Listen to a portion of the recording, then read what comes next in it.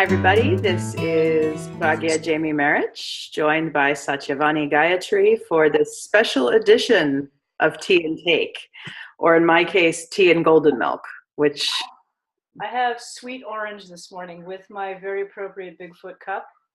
very good. I'm a Bigfoot gal, so. So, my sister, there's been a lot going on in the last couple weeks. Oh, indeed. Indeed. I feel like I may have some unburdening to do, and we've had some interesting dialogue online. So, how have you been doing? You know, this has been a very difficult few weeks.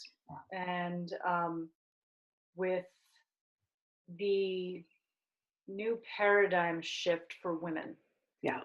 And the thing that I've been contemplating in my mind is the relationship between being a woman in the material Western world Mm-hmm.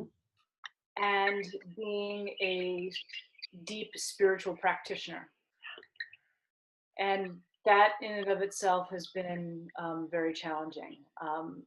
There were days where I wanted to slam the computer lid down and watching the Kavanaugh hearings. And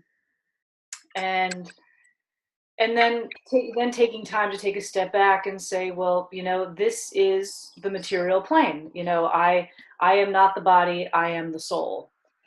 And wrestling with the quote reality of the material world that I live in, and feeling like the country is going back 50, 60 years. Mm-hmm. And having it condone. And I think that the difficult part of the condoning piece of it, not just from a male perspective, and I want to be clear, I don't think that, I'm not a man hater. I don't think that all men are, awful or, in that same category. I mean, my own husband is very like, this is just outrageous, but he also defers to the spiritual plane as well and says, okay, this is what's playing itself out right now for the karma of the United States. But balancing that with, okay, how as a woman do I rise? How do I rise with my sisters? And also being equally frustrated with women who are supporting, this kind of movement. And it's interesting just having observed, I mean, I will say, with the exception of a couple of people in my sphere, I don't really have that issue. But just observing some of the television clips of women getting interviewed and saying, oh, boys will be boys, et cetera, et cetera. High school. Right. And it's like, this just isn't okay. Mm-hmm. And so I'm trying to figure out, where does that space my spiritual practices to empower my feminine divine, and understanding that this is a temporary situation, it's a blip in time, no matter how frustrating of a blip in time it is, but also empower activism. Right. To move women forward in a very activist kind of way, and not necessarily in the traditional way. I mean, I'm all about, I'm going to go to the Women's March. I've been to every Women's March that Boise has put on. And it's also interesting being here in Boise, Idaho, Boise being one of the most conservative states in the union, if not the most conservative state in the union. Now, Boise is a little bit different in that it has, pockets of progressive thought. And the Women's March here, I've gone to every single one of them, and I will be going to the one in January, et cetera. But how do we approach it this time from a different perspective? Yeah. Not just being signs waving, and those things are important, but also what are some of the mobilizations? And I have to say, I am very impressed in my own state with the amount of women who are stepping forward. I mean, we have a woman who is running for governor right now, a Native American woman who's running for governor, and that's very impressive. And a lot of women in my sphere here in Boise are very, very active, and so that's very impressive. So the upshot to all of this is that women are pushing their voice and out. But I am frustrated, especially when I get magazine covers like the New Yorker, that are like this, which is a very telling thing. Right. And I look at that and I equally want to tear the cover and equally cry. Right. So I'm interested in your thoughts. Let me start with talking about a new kind of activism, because this is something I feel very passionately about, and then I'll certainly get into how the last few weeks have affected me. Yes, it's more than marches, it's more than waving signs, it's more than tirades on Facebook. I think the biggest way we can revolt and bring about change is to be unapologetically, unabashedly ourselves in our workspaces and our home spaces and our public spaces, and lean into our spiritual practices and support when we get blowback from that. Like this weekend, in the scope of everything happening, I had the great pleasure of presenting at a major international conference that I've gone to before many times, and it's in the EMDR community where I have pretty well known. And I just remember reflecting on how 11 years ago, when I first started going to that conference, feeling like a scared little girl. And just this weekend, resting into this experience of being unapologetically myself, sharing my work, being willing to have difficult conversations, and showing other younger women that there's a different way to be in the world. And also speaking on the women's marches, I remember in 2017, at the beginning of 2017, when the first march happened after the inauguration, I had a couple interesting decisions to make, because I had come off a big stint on the road, was going on to another one, and I had 2 days kind of in between. And one of them was the day of the march, and one of them was the day that I had a sexual empowerment with yoga and dance workshop scheduled with a friend of mine. It was the first one that we had put out there for women. And I had to make some choices on where I spent my energy that weekend. And marches and real public rallies, energetically, it's just not my jam. As much as I could see myself being in a march at some point, if it called for it. And I felt how I was really bringing about change that weekend was being fully present and a role model and an example to do this workshop. Wonderful. And to hopefully empower other women to carry this message of you can be yourself, you can speak your power, and that power comes from a place of a greater truth, which is, and we'll get to that, sure, I'm sure on this call as spiritual people. So I think that's part of my answer for the new kind of activism, that it. I really love that, because I'm also right now I'm in the process of developing a program that is about 18 months on the divine Ayurvedic woman. Love it. And looking at empowerment practices, first starting with foundation, then moving into personal ritual, and then outward activism based on that personal ritual. And so I'm right in line with you. So I appreciate that. And I think you can be outspoken. So I'm not necessarily criticizing people who just do the Facebook rants. But I often wonder, is that either what's behind it? Are you willing to put some further action into that? I often hear a lot of anger and pain, which is justified in those rants. But then I wonder, does it help you getting it out there, or does it stir more of the resentment? So, so much I could say on that, but I'll just say about being outspoken. I think you can still be outspoken and speak your voice, but in a way that I guess I'll just speak personally here. A couple weeks ago, I had a piece come out called Confessions of a Recovering Pro-Lifer. And it speaks to what we're talking about here with this new activism, plus my feelings on what's happening this week, or what has happened in these recent weeks with Brett Kavanaugh and everything. And I'll share the piece. I'll link it to this page because it shows a lot of where I have come from, knowing how a lot of these conservative cultures think, not just about women, but about ethics and morals and life and the perspective. And having come from that, I am completely not surprised by what went down. No. I to that end, yeah, absolutely, Pragya. I was not surprised at all. I think I won't say what surprised me, but what was very frustrating for me was Senator Collins. Yeah. And,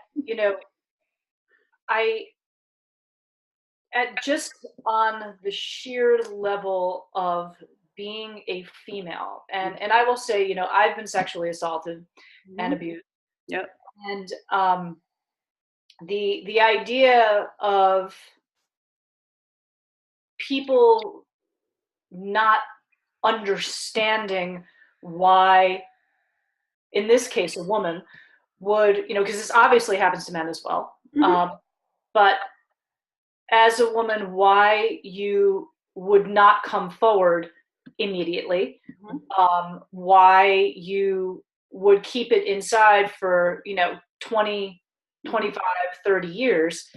And I will say that in my particular situation, I didn't say anything for close to 20 years.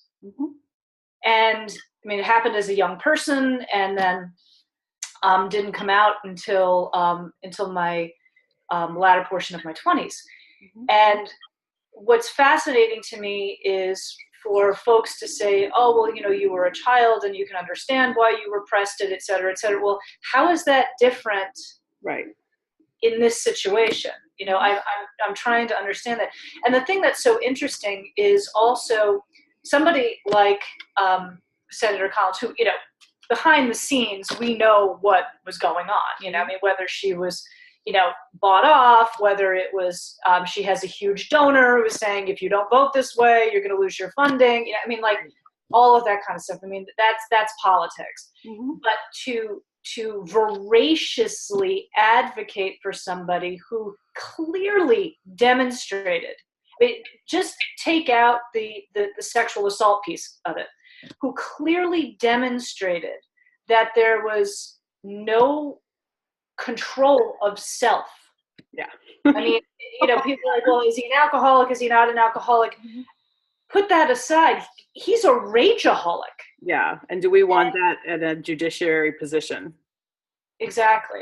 And the thing that was right. I mean, I absolutely, I don't. I mean, and this is the thing. Like everybody talks about, oh, well, you're ruining his life. Ruining his life. Okay. Right. So let's think about that. What is the worst thing that could have happened? He would have gone back to being a federal judge. Right. I mean, how is that ruining his life? But aside from that, like the shock and the awe from another woman defending the situation to a very high degree, to justifying it page after page after page. And what that, clicked for me was, wow, there are definitely women out there that I do as a, and that's fine. I get that. I'm not asking everybody to see the world the same way that I do. But like, wow, there is such an embedded paradigm. It's a cultural trauma-based cognition, because something we talk about, at least in the EMDR perspective on trauma, are these negative cognitions, these negative core beliefs that we acquire at a very visceral limbic level that we can't rationalize away because they're so, you used a great word, embedded, implicit. It's DNA. It's DNA, literally. And I think so many of us have acquired this negative cognition that I am inferior. Right. Well, and to that end, there's also this cognition that, and I, it's so funny. We talk about the concept of truth, and seeking of truth, hey, but how seriously profound the idea that the paradigm that, quote, we were raised with could actually be false. Right. And that is traumatizing for people. I mean, if you think of it, it's not necessarily a gender specific and only issue as it relates to the Kavanaugh hearings, but rather these deep-seated beliefs, the idea that, the American dream, you can pull yourself up by your bootstraps, and white is better than everything else, and men are the ones who make the decisions, and women, have certain roles, etc. Like those deep embedded birth beliefs that if we actually sat down and thought about it, oh my God, if that's not right, then what's reality for me? Because I was raised to believe it. And that comes with the idea of control. Yeah. People are raised to think that they have control over their lives and their destiny, and that everything in the material world is their thing, and that if they don't succeed, it's their personal failure. It has nothing to do with the structure in which things are laid. And the reality is that once you realize you have no control, the better off you are.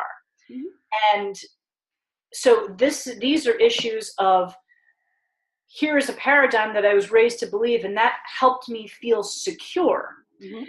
And now all of a sudden, women in this case are starting to unravel that. And it's like, oh, no, that's scary. That's scary. And what that comes down to is people can't handle. Yeah. It's scary. It's taken me personally 19 years to slowly unravel it at different degrees, because it is so embedded. And a little bit of perspectival reflection that I have on this, because it's, the midterm elections are coming up next month. It's 2 years. Cast my ballot yesterday. 2 years since D-Day, and everything that went down there. And so I'm a survivor of multiple sexual, spiritual traumas in both childhood and adulthood.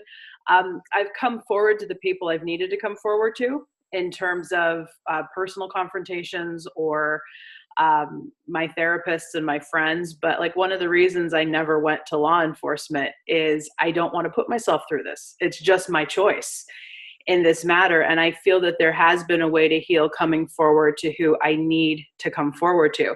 And might that change at some point? I don't know. But I think one of the things that infuriated me the most in all of this is when 45 put that tweet out there saying, oh, if this was as bad as she said it was, certainly she would have gone to law enforcement. And I mean, that's just either a level of ignorance or a level of beating in the script that, because I've gotten in arguments with family members, even at the advent of Me Too, when, they've said things like, why is everybody coming out of the woodwork now? And, I hate that phrase, the woodwork, because it's, just so much I could say from a trauma perspective on all of this. I'm sorry, you're trying to get something in, and then I want to talk about 2 years ago now. No, I appreciate it. It's just what you said triggered something for me. It was interesting. I was watching a clip from Trevor Noah, who does the Daily. He's hilarious. But he did a very, somewhat serious piece on the, for lack of a better word, the powerful ability that Trump has in the space of victimhood. Yeah. And how he and his band of conservative characters have had the ability to take a situation where, in this case, Dr. Ford is the victim and turn it around to make it that Kavanaugh was the victim. So like this concept that you're saying, like, oh, why is everybody coming out of the woodwork with the Me Too piece of it? It's like, well, it's been going on for a really long time, and finally people are saying something about it. But also this idea that, now every man is going to be accused of sexual assault, et cetera, et cetera. And Trevor said something really interesting. He says, what are you talking about? Like right now, since the Me Too movement, you're talking about like, maybe 120 guys have been, accused, where it's probably 50 times more women who have been assaulted, and so like, what are we talking about here? Yeah. So, but the ability for Trump and McConnell and Lindsey Graham to turn it around, that like, oh, it's not safe, as Trump said, it's not safe to be a man anymore. What is it like to be an African American man? And that's a common gaslighting technique. Totally. It's a common gaslighting technique. And this is what power structures do when people challenge the status quo that has served them for so long. So that's kind of why I'm just not surprised. And now what I'm trying to unpack with a lot of my reactions and responses to this is from this place of I'm not surprised. I'm trying to figure out if I'm either totally chill or I'm totally numb about all of this. Like, this is America's karmic path, and we're cleansing the way we're supposed to be. And what's going to happen is going to happen. And all I can really change is myself and my internal world, and choose to be a voice for women, a voice that advocates for myself, bucking this status quo. And it does feel more chill than numb. But I think any vestiges of numbness that are there, which I am unpacking with my therapist, can kind of come from, that's how I survived all these years. It's not going to change. Or I'm not surprised by what's going down here. So, some of the feelings were so noxious that numbness felt like the better option. And I'm not feeling a lot of numbness. It's more like, we got a lot of work to do. But I do believe there is some greater purging that's happening. It may get worse before it gets better. Absolutely. So my side of it, and it's great to have this conversation with you, Pragya, because your chill side, this is the, as a lot of people who know me well, the stereotypical Satyavani feels a fire where like I'm like, okay, I'm going to start burning things down, But what's been interesting is I feel it physically. I feel it in, when we're talking about tapping into the spiritual side of this, I feel it very physically, viscerally in my root chakra, in my sacral chakra, and in my heart chakra. Very much where there is this aching. Yeah. And and actually physically painful. The past couple of days, I've had some very challenging back issues and hip issues, etc. And what I'm feeling to that end is there's something stirring. Right. There is an Agni. There is a fire that's coming. And how am I going to channel that? Right. And what you described is something I strongly relate to 2 years ago, when 45 was elected and the aftermath of a lot of that. And it was a combination of shock, horror, rage, and terror inside of me by what I saw things happen. And the way I saw certain loved ones and family members rise to defend that behavior is what was the biggest trigger of all this. That got me back into serious therapy, because in addition to some other shifts I was going through in my life at that point, plus all of that came out in the public forum, and just being reminded that I'm really not safe as a woman.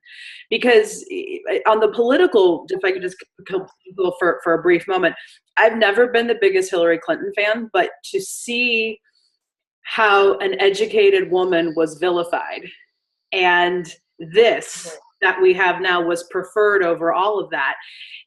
It just really affirmed this idea that I'm not safe as a woman with a lot of people in my family, with a lot of people in the general public.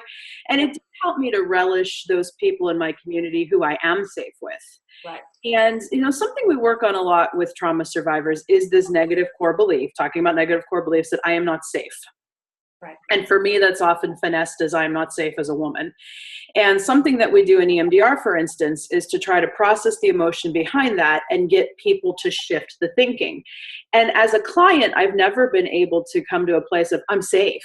Because are we ever really? Because of 100% of the time, because of the way the world works, especially as a woman. But a cognition, in the material world. Yeah, in the material world, yes. But what I was able to come to is I am safe within myself. and that connection with source, and that in this material world, I can choose my pockets of safety. I have people I am safe with. I have moments where I am safe. And I need to really lean into those when this kind of larger macro construct is shifting in a way that can make me feel very unsafe right now. So it was interesting because around the time of the election, there was a piece circulating the interwebs that was titled "Donald Trump as Spiritual Teacher." And I first wanted to gag when I saw the title of the article, but then I really got the point of it, because yes, answering the challenge to the stuff that rose up has ushered in probably 2 of the biggest years of healing in my life. Absolutely. I had an individual I was working with this week where the Kavanaugh stuff stirred some stuff. And even at the end of our time together, it was like, I guess this is like a Brett Kavanaugh spiritual teacher. Absolutely. And that's a very, I completely and utterly understand that. One of my teachers, Devarshi, he actually put that out there in a private group with my Acharya family, about how, this is the work.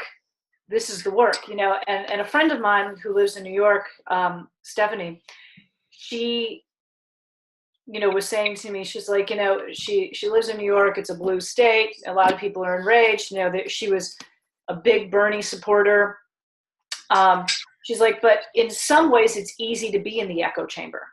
Yeah. Whereas, when, for example, me being in Idaho, where the most healing and most transformation, in my opinion, needs to happen, this is where the spiritual rubber meets the road. Mm-hmm. And so how do you work with that? And what I'm discovering for myself is I have to do the internal work, and then I can do the external work. And the two play with each other. It's, there's going to be days where it's like, wow, I'm not going outside today because it's a little difficult. But then there are other days where it's like, okay, I want to bring these practices. And the best way that we can do that is to take care of ourselves.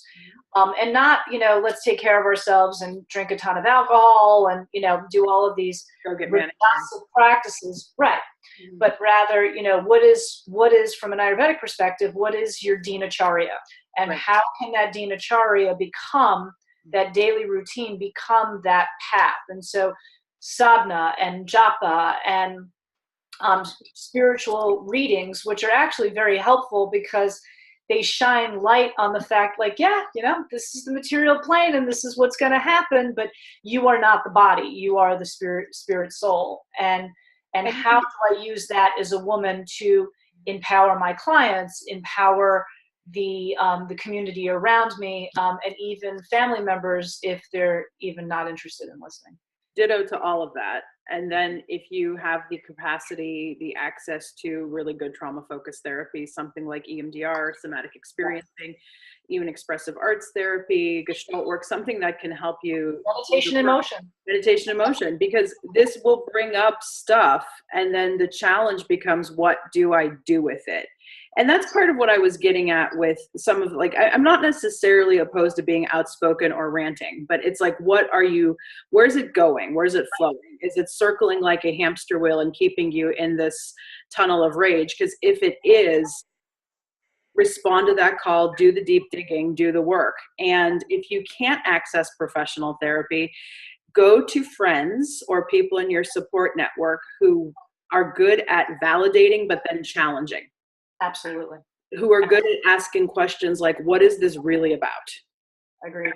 And what's the healing that needs to happen here? And I want to be careful to never say that from a place of blaming victims. Like, you got to. Oh, no. But why I want to speak to that is because, we are in this spiritual path where so much of the teaching is it's inside of you. It's your reactive perceptions that are causing this, which to me, it's a double-edged sword, because on one hand, I agree with that.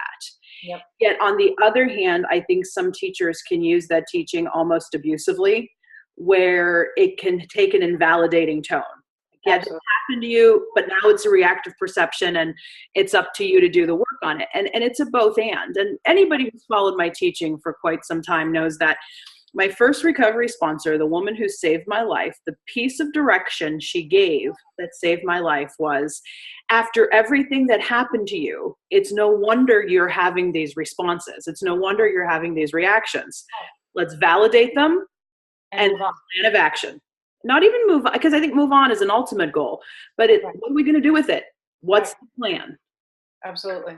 Absolutely. So, well, Gurudev talks about that a lot.